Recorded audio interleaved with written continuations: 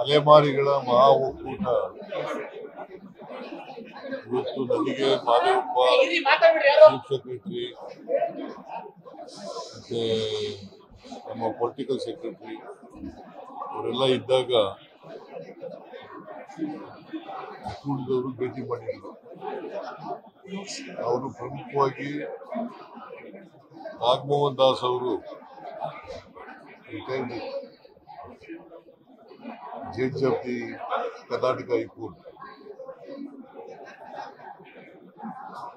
ಅವರು ನಮಗೆ 1% ಮೀಸಲಾತಿಯನ್ನು ಕೊಟ್ಟಿದ್ರು.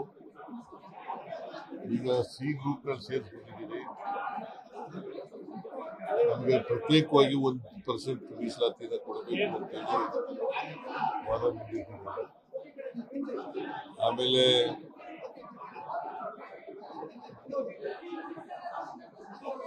ಅಭಿವೃದ್ಧಿ ನಿಗಮ ಮಾಡಬೇಕು ಅಂತ ಇನ್ನೊಂದು ಬಹಳ ಮುಖ್ಯವಾಗಿ.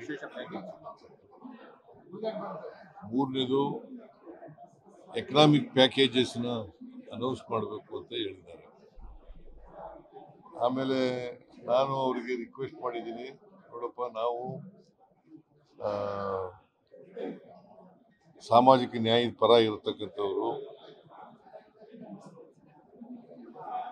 ನಿಮಗೆ 1% ಕೊಡ್ಲಿಕ್ಕೆ ಯಾವ ತರ ಮಾಡಬೇಕು ಅನ್ನೋದ್ರ ಬಗ್ಗೆ ಲಾ ಡಿಪಾರ್ಟ್ಮೆಂಟ್ನವ್ರ ಜೊತೆಯಲ್ಲಿ ಮತ್ತೆ ತಜ್ಞರ ಜೊತೆಯಲ್ಲಿ ಮಾತಾಡಿ ತೀರ್ಮಾನ ಮಾಡ್ತೀವಿ, ನಮ್ಮ ಮೇಲೆ ವಿಶ್ವಾಸ ಇಡಿ ಅಂತ ಹೇಳಿದ್ವಿ.